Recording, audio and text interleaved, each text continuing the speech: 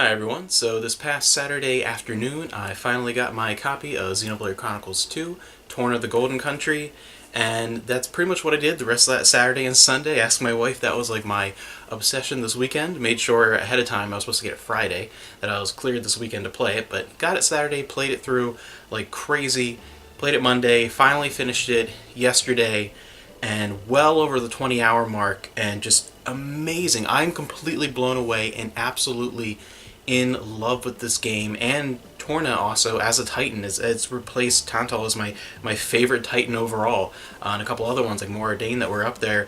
I just really loved everything about this. I had high expectations, but holy crap, were those blown away. I mean, absolutely annihilated every expectation I had for an expansion of, prequel to a game. And I will say, ahead here, I wanted to mention, I'm just kind of candidly talking about this on camera. I didn't want to do a full written detailed thing, just talk about, strictly from an emotional standpoint, just talk about my experience very casually and candidly, so I can't promise no spoilers. So if you haven't played this, or if you haven't played the full game either, I'll probably slip some stuff about that too in comparison. So just a fair warning there, there's almost guaranteed to be spoilers just talking about this candidly here. Yeah, I am so excited. I explored so much of this land. I think I found just about everything.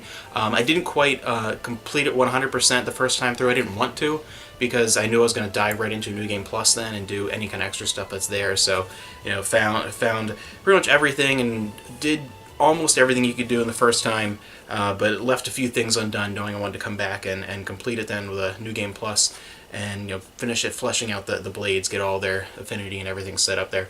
Yeah, this absolutely exciting in every way. Xenoblade Chronicles 2, I have invested so much time into this, an unusual amount of time for me. I've been playing this, I'm still playing this because now I got the challenge mode and all that extra stuff that was in here, just downloaded all that just to go back and revisit this and do a few things and have fun with that, just as a casual thing at the end here after beating it and doing New Game Plus and all that jazz. I loved this game so much that it made it into my top 10 of all time. I absolutely adore this. It is so addicting because there's just so much content, and just exploring every one of those Titans is an extraordinary and seemingly endless experience, and all the different Blade quests I like because they have their own individual stories. But there were a handful of minor issues I had with this game, some things that kind of kept it from being a top 2 or 3 game. I mean, it was one of those games where it had the potential to break that kind of wall of my top 4 favorite games that seems to be almost impenetrable. It had the potential to break that, but there a few minor issues throughout the experience that kind of kept that away from that, but nothing major ever, and one of my favorite games ever. And every one of those little issues that I had with Xenoblade Chronicles 2, just these minute things that cropped up every once in a while, none of those were present. They were all fixed in this, and it really comes down to a personal taste thing, and that's what this discussion is all going to be about, because some of the things that I absolutely loved in Torna, maybe some people don't like in comparison to the first game. It's all a personal taste thing. I mean, objectively, I think this is one of the greatest expansions to a game ever put out. I think it is just extraordinary in the amount of content. Like I said, well over 20 hours first time through, and then having a New Game Plus, I'm probably going to put another 40-50 hours into this, just playing and taking my time and just having so much fun. I want to do that, start this this week, probably dive into that. Yeah, but then just as far as just from my perspective, one of the things that I absolutely loved about this were the cast of characters and the story. To me, they fit a little bit more to my taste even than the main game. And again, this is a personal preference and a style of storytelling, and I did feel that the general tone of Torna felt a little more in line with past Xeno games within the franchise. It really, just the general tone and the story structure reminded me more in its way of storytelling of something like the Saga Trilogy or Gears or the first Xenoblade Chronicles, rather than 2, which took a slightly different, a little more openly anime-ish perspective and style to its storytelling, which was not to its detriment in any way. It was just something different, and this was kind of an in-between. It had the same stylings of Xenoblade Chronicles 2, obviously, and a lot of the same sense of humor, but it was toned down a bit and changed a tiny bit within the tonality of the perspective in the story that it was telling, that even in more comedic moments. There was enough levity in here that it wasn't just drowned in just heavy sorrow and there was no sense of hope. It wasn't like that at all, even though it was a doomed scenario that you know from the beginning. And there was a lot of heavily sad emotional moments in there. There was enough levity to keep it interesting and fun within the interactions, but it never got into that kind of cringy territory, which occasionally Xenoblade Chronicles 2 dipped in for me. Every once in a while it was just a little too goofy. It didn't quite fit the tone that I wanted, but it fit the tone of the game perfectly. That's what I mean about I love Xenoblade Chronicles 2, but there are a couple little issues that are just kind of a personal taste thing. Other things too where you lose a little bit with the combat in Torna versus the original as far as having such a massive number of blades, all these different combinations and whatever. But I 100% hands down prefer the combat in Torna personally. I just felt that it was much more action driven and I felt much more involved, and it made things more exciting. The pace was just a little different. Again, it's more of a taste. I don't know if it's necessarily, I would consider it better. It's just the constant theme between the two is that Torna can't compare to the full main game, obviously, as not being a full game on its own, just an additional thing, because it's smaller, obviously. You have so much to explore. You have tons and tons of blades compared to just the story-oriented ones here, and just such a huge, vast experience, but it's the idea that more is not always better. Because this is obviously the better bang for your buck. It's definitely the thing that, you're going to get the most for your money, and this is incomplete without this, versus you can play this and this adds so much more to it, but you don't necessarily have to have it. So you have that there, but overall though, in some ways I had a better experience with Torna than the actual main game, which is very odd. And again, that's partially shared by the gameplay. The combat I preferred. I really felt more enjoyment and just the general fun factor from it, even though there was really kind of less to do. I liked the revamped combat system. I liked a lot of the revamped mechanics and the cooking and crafting and stuff system with the campfires. I loved that. I really wish something like that would have been in the main game. I really enjoyed it so much, and there's so many little tweaks, and it added so much more to the characters' personalities. And it was just a fantastic additional system. So you had all those grand, interesting things. And then you have, Torna itself. Again, I said it's replaced some of my favorite Titans from the main game as being my favorite Titan. For a couple of reasons. One, I really enjoyed the different regions throughout it. I just felt that again, that's just a stylistic thing. Everyone's going to have their favorite main Titans from the main game. It might be more ordained, it might be Gormand, whatever.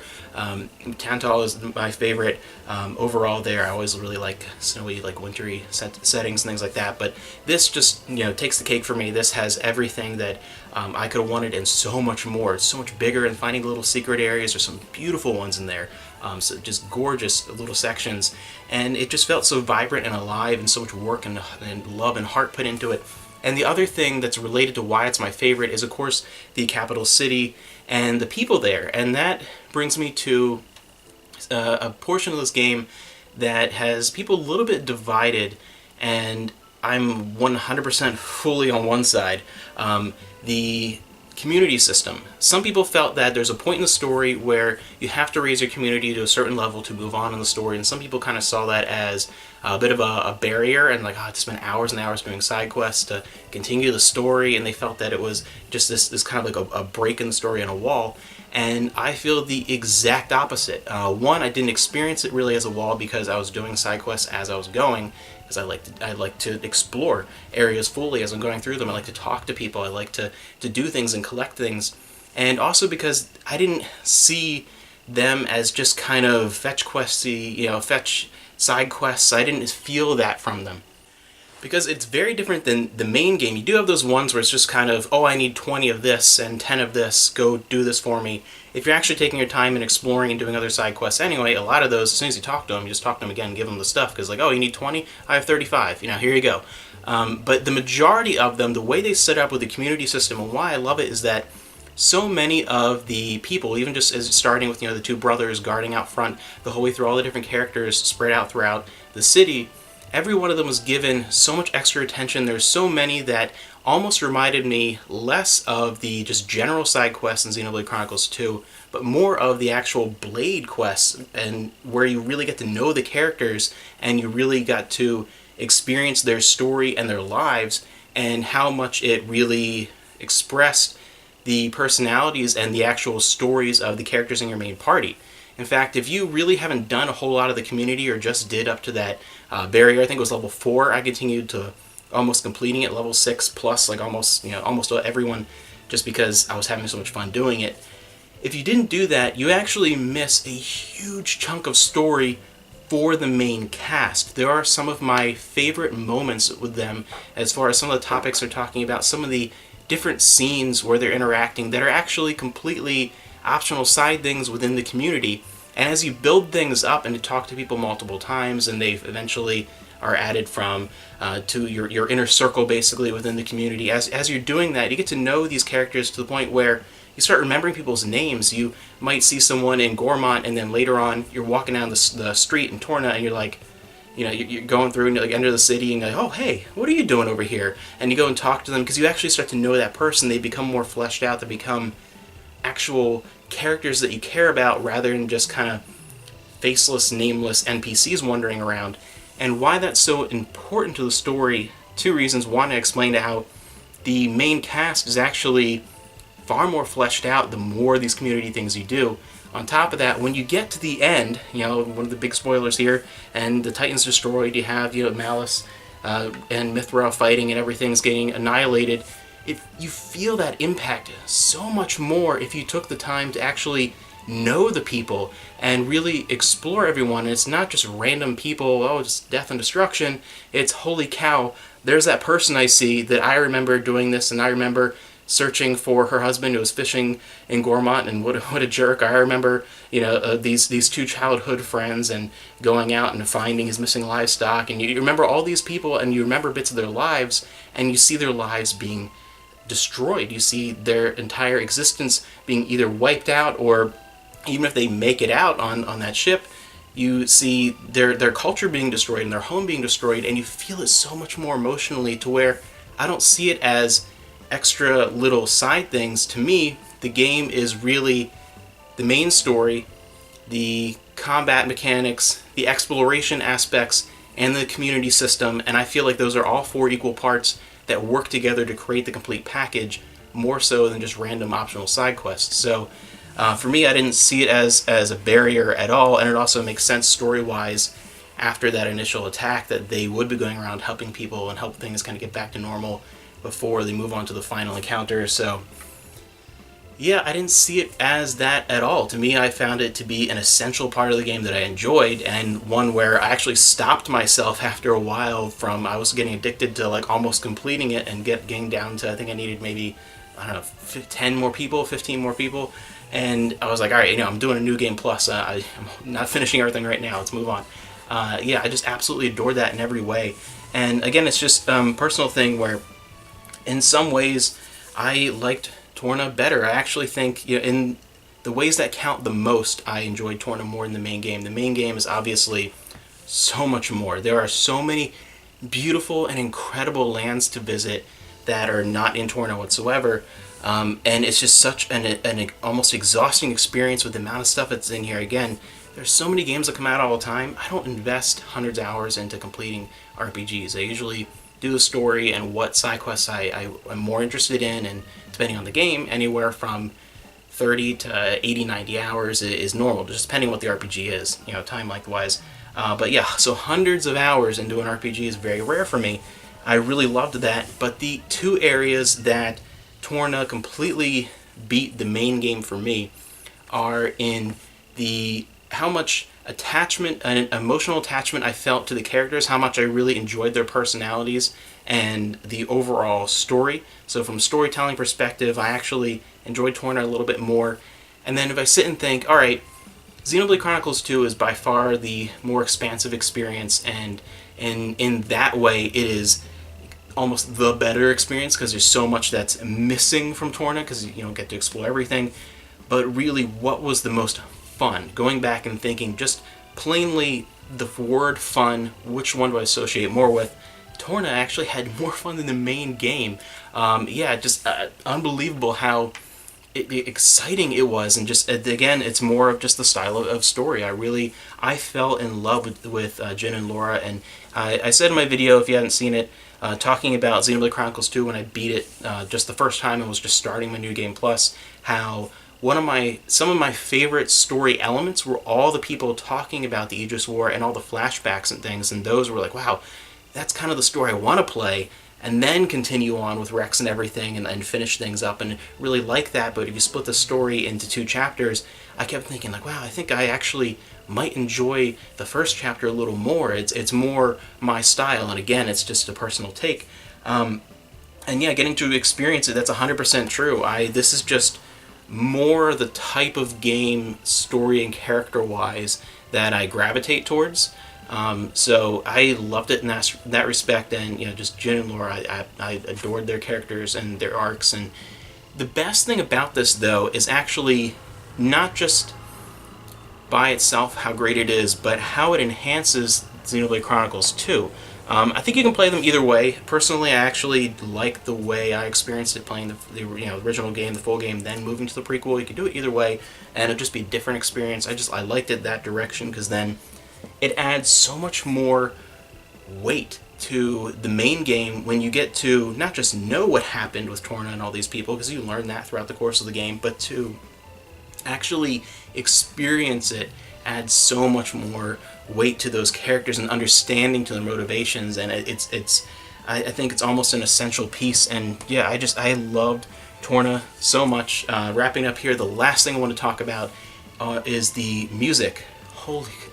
I like jazz. Jazz is one of my favorite genres for music, and both the original music in here, which was fabulous. Some of my favorite tracks from the main game and Torna together are in Torna, some of the original music tracks there.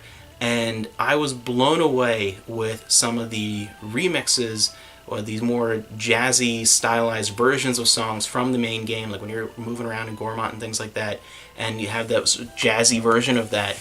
I prefer it over the original version. Like, it's just so cool. And again, it's just, a personal taste thing. You might hate jazz and not like that in comparison, but I really loved the take on the soundtrack, and just everything about this I adored. Torna is amazing. I think it, again, just enhances an already incredible game, but to re-experience and just talking about story, characters, and the overall fun factor, I actually prefer the smaller game, but of course this is the overall better game, the larger experience.